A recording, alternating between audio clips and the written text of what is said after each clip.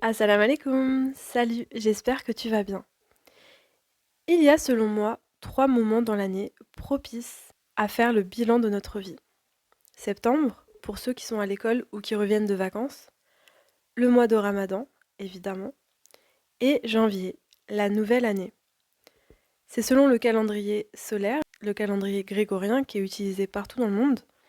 C'est pas le calendrier musulman qui lui est lunaire, mais elhamdoulilah, ça reste toujours une occasion de se poser avec soi-même, de faire une introspection, un bilan, de prendre des résolutions ou en tout cas de poser des intentions sincères sur quelques aspects de nos vies.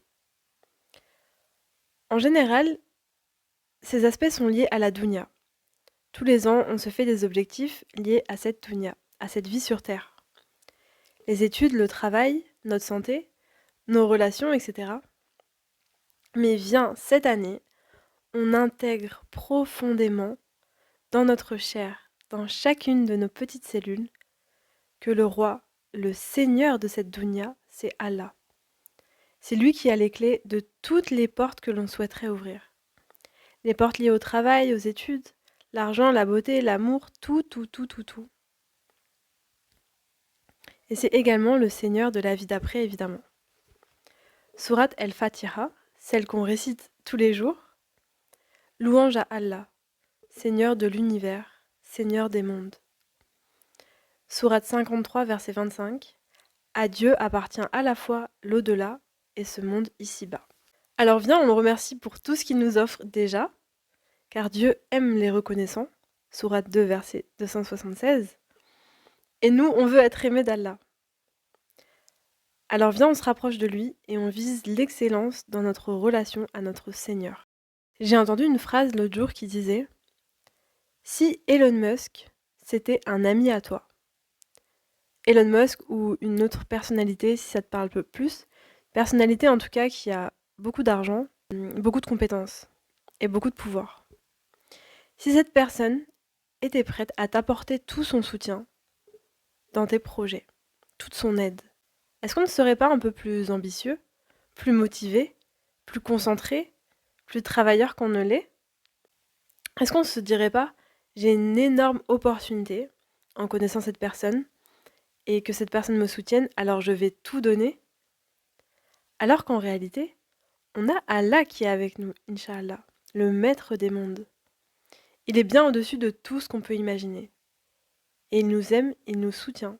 On a juste à faire ce qu'il nous demande, à nous rapprocher de lui.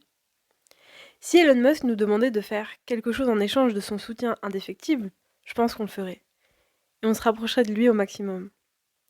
Alors prenons conscience de qui est Allah, le maître des mondes, et de ce dont il est capable. Observe la création, les cieux, les galaxies, les étoiles, la terre, les montagnes, les océans. C'est lui qui a créé les baleines, les fourmis, le soleil, toi et moi. Il est incomparable. Son pouvoir surpasse tout ce qu'on peut imaginer. Elon Musk, c'est vraiment personne à côté. Donc, apprenons à connaître notre Créateur, à travers le monde qui nous entoure ou les histoires de nos pieux prédécesseurs. Pour 2025 et pour toutes les années à venir, Inch'Allah, mettons notre priorité dans notre relation à notre Seigneur. Et faisons un bilan. Ça s'est passé comment 2023-2024? La vie passe vite, ma parole. On n'a pas le temps de niaiser vraiment. Rappelle-toi qu'on va mourir. Désolée de casser l'ambiance, mais c'est vrai. On va mourir et on ne sait pas quand, mais ça va arriver. Et sûrement quand on ne s'y attendra pas. Nos yeux vont se fermer, notre cœur va arrêter de battre, on va déplacer notre corps, des inconnus, peut-être quelques proches, vont faire notre lavage mortuaire. Sur nous, ils feront une prière, puis ils nous mettront sous terre. Et basta la pampa. Le voyage vers l'au-delà commencera. En réalité, on est déjà dans ce voyage. Il a commencé depuis des années. Donc faisons le bilan. À ton avis, si tu mourais maintenant, tu recevras ton livre qui retrace toutes tes actions de ta main gauche ou de ta main droite. De la main droite, c'est vraiment ce que je nous souhaite. Mais viens, on ne tombe pas dans le piège de j'ai le temps, je le ferai plus tard, je suis encore jeune. Le piège du diable, qui nous veut du mal, qui veut nous ralentir, nous empêcher d'atteindre la piété, la sakina, la paix et le paradis.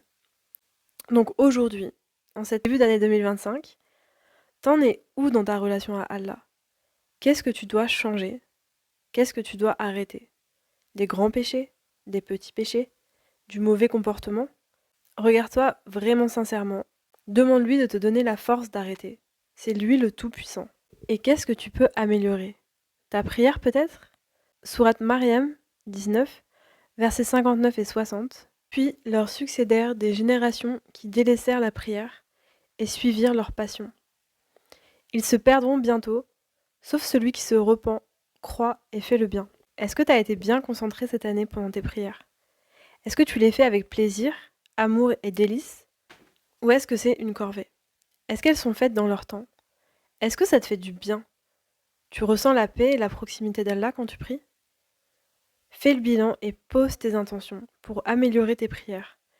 Que ce soit dans leur nombre, peut-être rajouter des prières surérogatoires, ou dans leur forme, améliorer la qualité de ces prières. Demande-lui de t'aider à accomplir cet objectif. Quelle est ta relation avec le Coran? Est-ce que tu aimes le lire? Est-ce que tu ressens le besoin de le lire? Est-ce que tu ressens cet apaisement, cette guidance quand tu le lis? Sourate Yunus 10, verset 57. Ô gens, une exhortation vous est venue de votre Seigneur, une guérison pour les maux qui sont dans les cœurs, un guide et une miséricorde pour les croyants. Est-ce que le Coran c'est une guérison pour toi? Est-ce que c'est une miséricorde? Est-ce que c'est un guide? Pose une intention vis-à-vis de ton Coran pour 2025 et après. Demande à Allah de t'aider et fais les efforts. Pareil pour ton divertissement. Tu passes combien de temps sur YouTube, Netflix, Instagram, les jeux vidéo? Est-ce que c'est un temps qui te rapproche d'Allah? Ça te rapproche du bien, de tes objectifs, de tes rêves, du meilleur de toi-même? Si la réponse est non, diminue ce temps et utilise-le pour faire des choses qui te rapprochent. Demande à Allah de t'aider à organiser ton temps, pareil dans ton travail. Est-ce que tu trouves que tu as de bonnes fréquentations? Sourate Al-Kahf 18, verset 28. Et tiens-toi avec ceux qui invoquent leur Seigneur, matin et soir, désirant sa face. Et que tes yeux ne se détournent pas d'eux en cherchant les parures de la vie d'ici-bas. Est-ce que les personnes que tu fréquentes font ressortir le meilleur de toi-même, te rapprochent d'Allah ou pas? Est-ce que tu fais preuve de bonté envers tes parents? Sourate 31, verset 14. Sois reconnaissant envers moi, ainsi qu'envers tes parents. Sourate 46, verset 15. Nous avons recommandé à l'être humain la bonté, la bienfaisance envers ses parents. T'en es où vis-à-vis de tout ça? Et des dons? Est-ce que tu fais des dons aux nécessiteux, à l'orphelin, à nos frères et sœurs en difficulté? Hashtag Palestine. Est-ce que tu es utile aux autres, à la communauté? Est-ce que tu passes du temps à la mosquée ou est-ce que tu écoutes des prêches sur YouTube, des podcasts, des vidéos de rappel, des livres? Est-ce que tu as acquis de la science cette année? Qu'est-ce que tu comptes faire par rapport à tout ça en 2025? Pose-toi toutes ces questions, c'est vraiment important. Sois honnête envers toi-même. Encore une fois, pose des intentions. Fais les efforts, demande à Allah de t'aider. Et encore une fois, ne te pose pas de limites. Ne t'enferme pas dans des pensées limitantes. Au contraire, aie des pensées positives. Dieu est grand. C'est Dieu qui donne. Ne doute jamais de sa puissance, sa miséricorde et son amour. Il peut tout faire. Regarde autour de toi. Regarde dans le passé. Recherche-le, aime-le, prouve-le. Fais les efforts. Demande-lui et Inch'Allah, il te donnera le meilleur pour toi. En sachant que l'honneur de sa proximité dans ta vie, c'est déjà le plus grand des bonheurs et c'est ce qu'il y a de mieux pour toi. Quand est-ce que tu ressens le plus cette proximité avec Allah? Fais plus de ça. Quand est-ce que tu t'es éloigné le plus de lui cette année? Éloigne-toi de ça. N'attends pas que Dieu t'apporte une épreuve pour te souvenir de lui et te rapprocher. Quand ça va bien, profites-en pour remercier, t'améliorer et te rendre utile aux autres. Quelles sont les erreurs que tu as commises cette année et que tu ne veux plus reproduire? Demande à Allah de t'assister. Et n'hésite pas à te faire aider. Pourquoi pas aller voir une psychologue musulmane qui pourra lier la vie présente, la psychologie et la spiritualité? Est-ce que tu as pris soin de ta santé mentale cette année? Et ta santé physique? Est-ce que tu considères ton corps comme un dépôt d'Allah, une amana? Demande l'aide d'Allah et passe à l'action. Tu peux te faire aider avec des livres, des vidéos YouTube sur le sujet.